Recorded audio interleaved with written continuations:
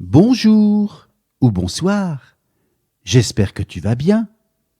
Aujourd'hui, je vais te raconter l'histoire de Monsieur Endormi, la 28e histoire enregistrée, que tu peux consulter sur la chaîne Je compte pour toi.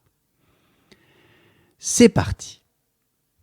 Monsieur Endormi habitait le Roupillon, un pays très endormi. Au Roupillon, les oiseaux volaient si lentement que parfois, plouf, ils tombaient du ciel. Au Roupillon, l'herbe poussait si lentement qu'il suffisait de la tondre une fois par an. Au Roupillon, les arbres avaient l'air endormis et paresseux. Sais-tu quand se levaient les habitants du Roupillon? Ils ne se levaient pas le matin, ils se levaient l'après-midi. Regarde les horloges du Roupillon. Elles n'indiquent que 4 heures par jour.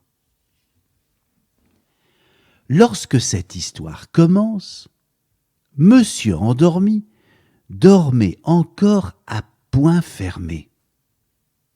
Au Roupillon, on disait qu'il faisait un petit somme. Monsieur Endormi passait beaucoup de temps dans son lit. C'était l'endroit qu'il préférait.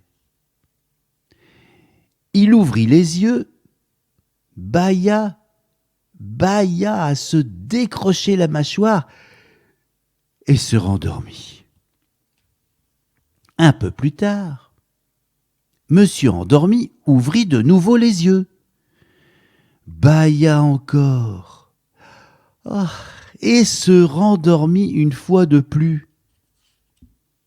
Beaucoup plus tard, Monsieur Endormi se leva et alla préparer son petit déjeuner. En réalité, c'était plutôt un goûter.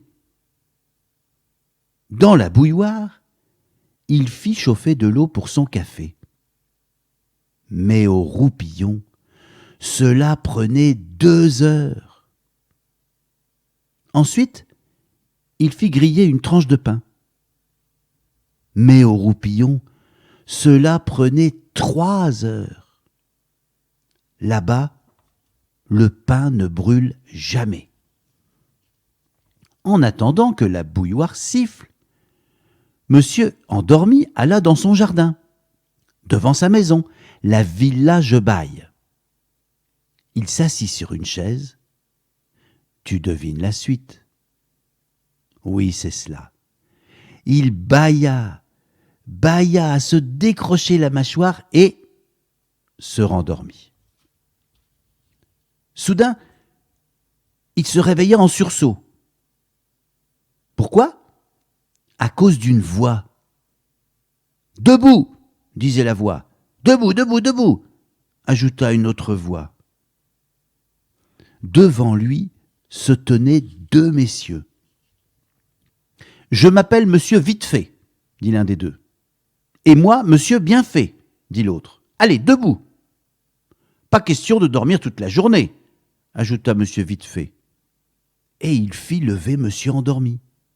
« Mais qui êtes-vous » demanda Monsieur Endormi. « Nous sommes Vite-fait Bien-fait » répondirent-ils.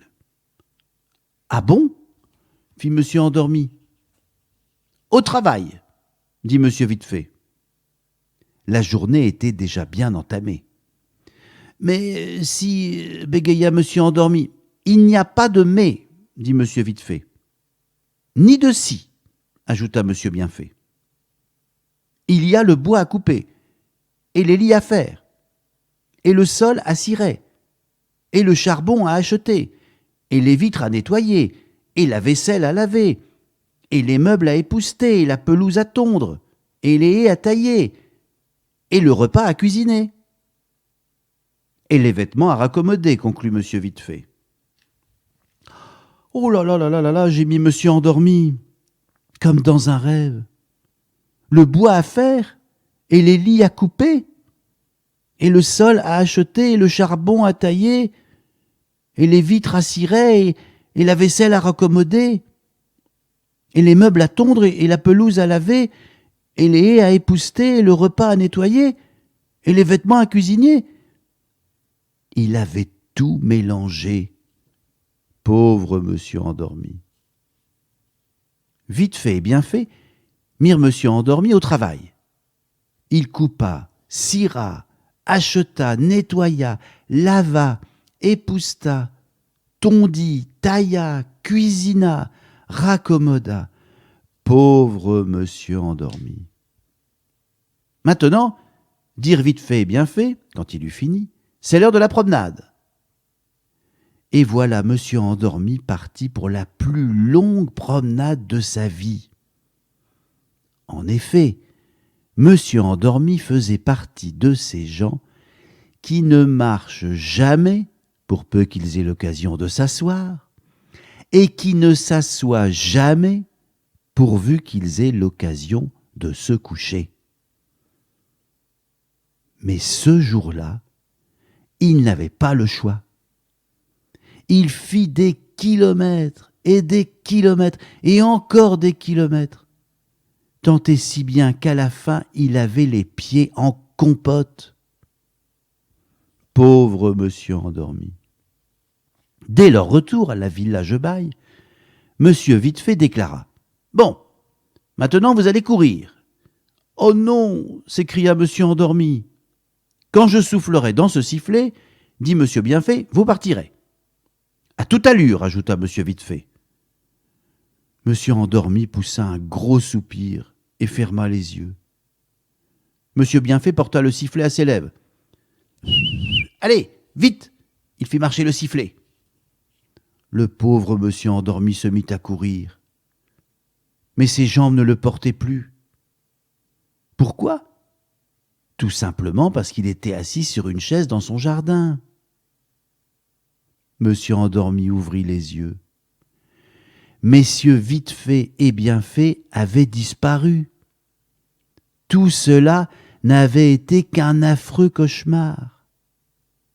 Et le sifflement, c'était celui de la bouilloire. Ouf ! Monsieur endormi soupira de soulagement. Il alla dans la cuisine et s'assit pour prendre son petit déjeuner.